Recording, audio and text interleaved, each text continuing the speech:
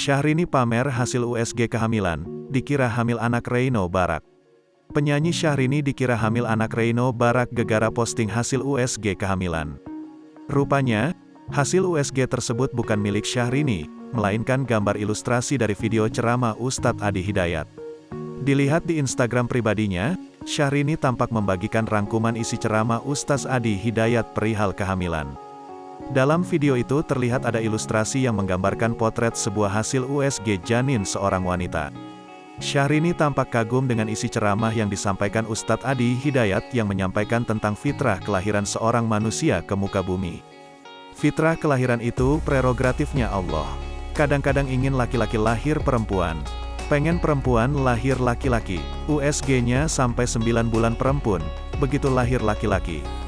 Akan terjadi begitu dan menariknya begini, pengen cepet jadi lambat, pengen tunda dulu, hamil lagi. Menanggapi isi ceramah tersebut, Syahrini sampai mengucapkan Masya Allah sebagai bentuk kekagumannya. Sementara itu soal kehamilan, rumah tangga Syahrini sempat diisukan berada di ujung tanduk.